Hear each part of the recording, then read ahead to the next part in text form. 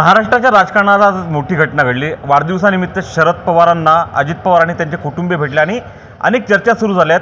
या चर्चेसंदर्भात आपल्यासोबत बोलण्यासाठी राष्ट्रवादीचे आमदार अमोल मिटकरी, महाराष्ट्राच्या राजकारणातली नवी काही नांदी आज होते असं वाटतं का? कौटुंबिक भेट आहे। आज पवार साहेबांचा वाढदिवस असतो 12 डिसेंबरला, 13 डिसेंबरला प्रतिभा काकींचा वाढदिवस असतो।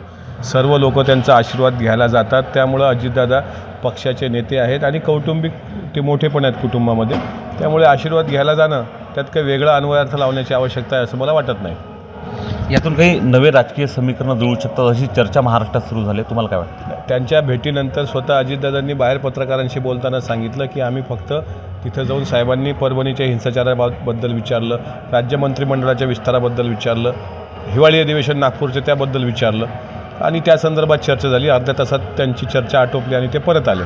त्याच्यामुळे जर या निमित्तानं का होऊ देत, पण अजितदादा साहेब हे एकत्र भेटले असतील तर मला त्या गोष्टीचा एक कार्यकर्ता म्हणून आनंद आहे। दुःख संजय राऊत, जितेंद्र आव्हाड हे जी आगलावी लोक आहेत यांना दुःख वाटणं साहजिक आहे। मंत्रिमंडळाचा विस्तार होत नाही, मात्र मंत्रिमंडळात कोणतं खातं कोणाकडे असावं याच्यावरून बरीच चर्चा सुरू आहे।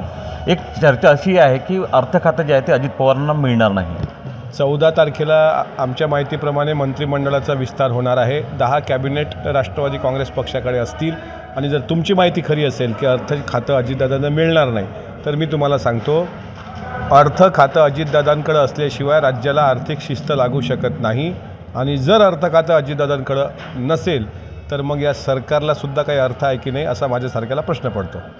त्या खात्यासाठी जो आग्रह आहे तो तुम्ही लावून धरणार आहात का? जर मिळालं नाही एखाद्या वेळी ते खातं तर पुढची भूमिका काय? निश्चित आग्रह राहणार आहे, कारण तुम्ही लक्षात घ्या मागं निवडणुकीच्या पूर्वी ज्या काही योजना राबवल्या गेल्या, लाडकी बहीण योजनेपासून शेतकऱ्यांच्या वीज बिल माफीपर्यंत, यामध्ये सर्वात मोठा सहभाग हा आदरणीय दादांचा होता। दादांनी 10 वेळा राज्याचा अर्थसंकल्प सादर केलेला आहे।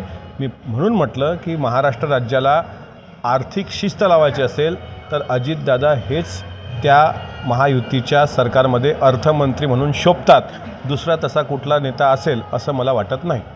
एक प्रश्न निर्माण होतो, परभणीवरून मोठा काल हिंसाचार राज्यभरात आणि परभणी जिल्ह्यामध्ये शहरामध्ये मोठा हिंसाचार घडला। निवडणूक झाल्यानंतर ही घटना घडल्यामागे काही राजकीय त्याचे कंगोरे असू शकतात का? एखादा विकृत माणूस येतो आणि काल जिल्हाधिकारी कार्यालय परभणीच्या समोर बाबासाहेबांची जी प्रतिमा आहे त्या समोर जे काही संविधानाचं शिल्प आहे त्या काचावर त्यांनी दगड मारला, तो माथे फिरू होता। पण त्याच्यानंतर जो हिंसाचार उफाळला आहे, मी तुमच्या चॅनलवरून विनंती करतो की कुठेही उद्रेक होऊ देऊ नका। सध्या कोम्बिंग सुरू आहे बऱ्याच ठिकाणी, आमची सरकारला पण विनंती आहे अशा प्रकारे चुकीचं कोम्बिंग पण होता कामा नये।